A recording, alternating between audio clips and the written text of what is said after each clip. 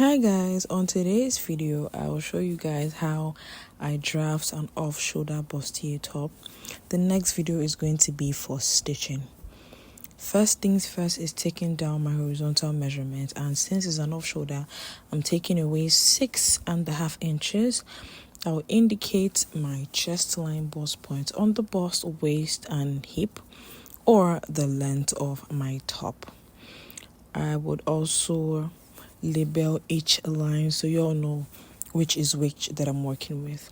The first measurement I'm taking vertically is my bust pan measurement, and half of it is 4.5 inches. I'll take that on my chest line down to the length of my top. After taking that down, I'll go in to mark my dart lines, and for my darts I am using 1 inch on both sides. If a busty person, ensure to use 1 inch. It would really give you a more fitting result than the usual half inch that is normally used. So I would connect my dart lines on both ends, and from the underbust to the bust point, I'll use a curve to connect my dart legs. Now going over to the edge of my paper, I'm also going to be marking half of my bust pan measurement, and as well taking 1 inch on both sides for upper bust tightening, so we don't have an overly loose garment at the top area. I'll connect my dart as well. Ensure that you use this curved side of your ruler to clear off any and every sharp edge on the dart. Now to take our circumference measurements on the chest line, I'm going to be taking 1/4 of my bust and also mark whatever darts pass through the chest line and replace it so we don't have shortage of fabric. I'll do the same thing on my waistline, 1/4 of my waist, and also add back the 2 inches I took for the dart, and repeat the same thing on the length or on my hip line. After indicating the 3 lines, I'll go ahead to use my ruler to connect all 3 lines together. Ensure to curve on the waistline so you don't have a sharp edge. Now, to create our neckline, all you have to do is minus 2 inches from your shoulder measurement and place that on the upper part of the paper. Make sure this measurement goes before and after the dart. From the chest line, come down by half of an inch before creating your armhole. This would help you be able to move, or your arm to be able to sit properly on you. The difference in length from the front and the back is 2 inches.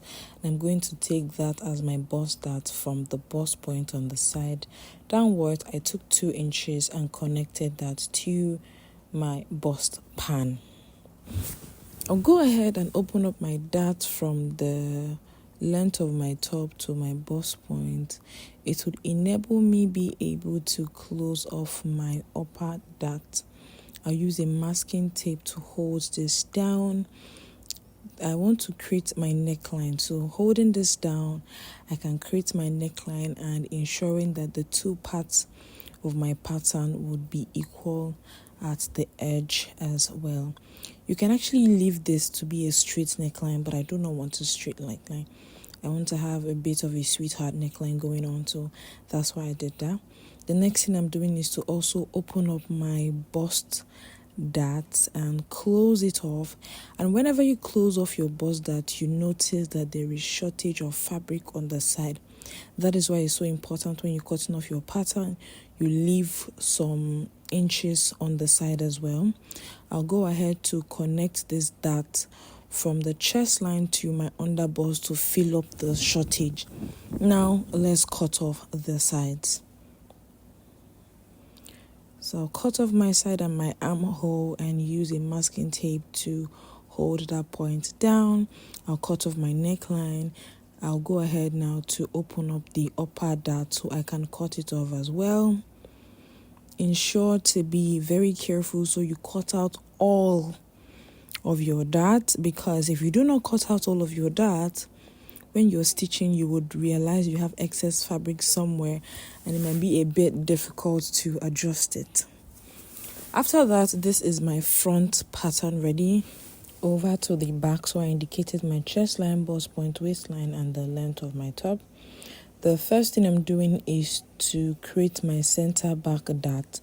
So on the waistline, I came in by 0.75 inches and connected that straight to the chest line, finishing this off around the chest line.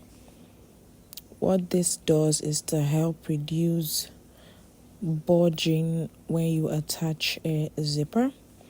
So from that point that this center back dart passes through, we would take our circumference measurement, and then I first took the quarter of my bust on the chest line, and on the waist I took quarter of my waist, and on the hip I as well took quarter of my hip.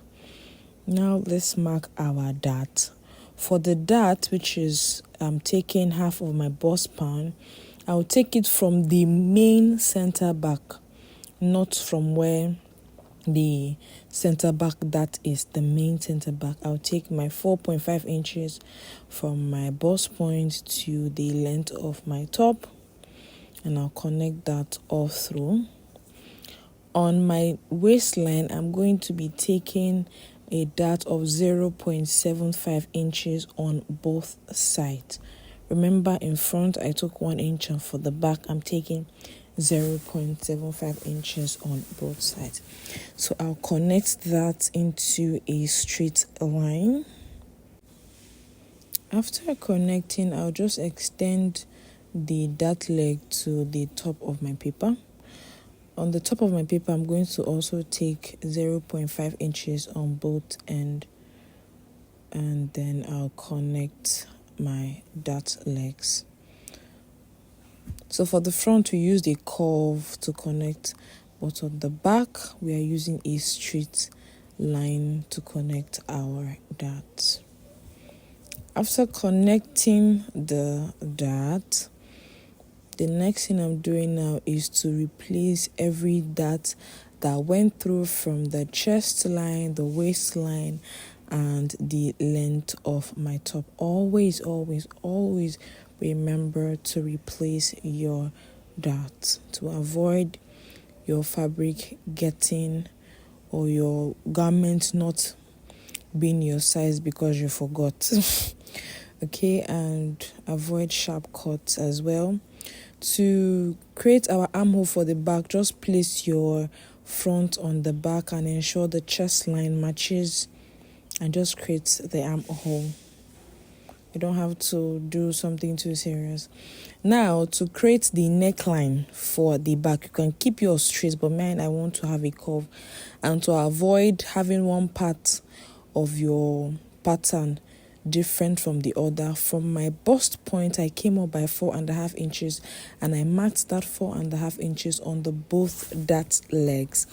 This would ensure that when you're stitching, no part of your fabric is longer than the other on the edge. This part that I just shaded will be cut off. Now it's time to cut off our back pattern because we are done drafting it. So simple, right? I know.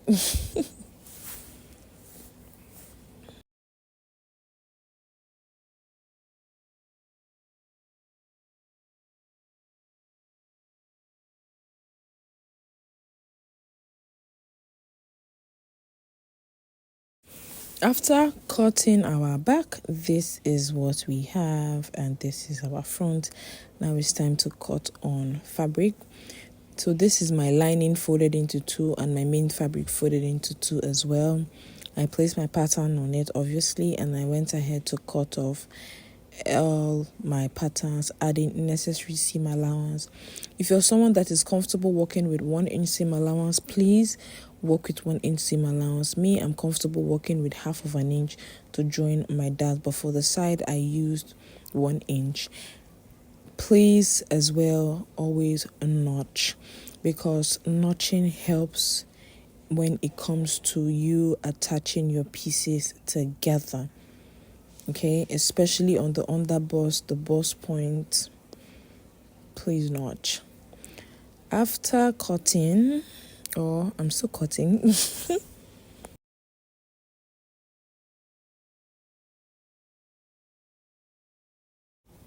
after cutting all my pieces, now it's time to cut out for the sleeve. I folded my fabric already into two, and then I would measure the length that I'm working with. For this sleeve, I'm using 23 inches, and that will be for everything, even the parts that would have elastic. So from the edge of my paper, I came down by 1.25 inches, and that part would be for my elastic. To create the armhole for the sleeve, I'm going to place one of my patterns that have my armhole on it, and on my pattern or my maiden bodies, I added 1/2 inch for the up seam allowance. So I took that out in the same point where I have my 1.25 inches for elastic before curving out to create my armhole. So I'll go ahead now and cut this off. If you fold your fabric the exact same way I folded it, you're getting two of your sleeves. Okay, so now I open the upper part, and now I have two sleeves for the top. To cut the upper part of the sleeve on this top, I took 2 pieces of fabric. I measured what I have on this upper point of my sleeve, and I reduced that by 2 inches. So you can reduce it by 2-3 inches. Then you mark and cut this into a straight line. And for the length, I used 9 inches. This is including the elastic and seam allowance, because it's just a tiny strap that was added to the sleeve. So to cut out my padding from the top of my paper on the center front, I'm going to come down by 1/2 inch and then connect that, and my padding ends at the under bust. Then over to the side, I would indicate my under bust and my bust point as well. On my bust point line, I'm going to be marking 5 inches. So half of your bust, whatever your half of your bust span is, just add 1/2 inch extra to that to get your side curve, and then curve that from the bust point to the under bust. After covering that from the top of the paper as well, I'm going to come down by 1/2 inch so it would match with that of the center back, and then I'll use a curve and connect my bust point. So just connect your padding the way I'm going to be connecting mine. Ensure it is not directly at the edge of your armhole. Just come down by 1/2 inch. Okay, so you give your armhole space to relax. After cutting off the side of my bust dart, I'll also go ahead to cut it off on the center front as well. To cut out our padding, I'm using this pad. I'll fold it into two, place my pattern on it and cut. The only place I'm adding seam allowance will be on the side, and you wouldn't add as much seam allowance at what you added on fabric, because padding stretches so easy. I just cut out for the center back. I'll go ahead and fold again and cut out for the side as well.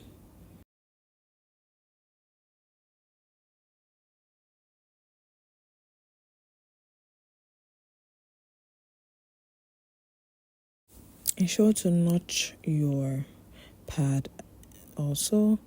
After that, this is all of my pieces ready. My front, my back, my sleeve, my padding. And in the next video, we will be stitching this together. Love you, bye.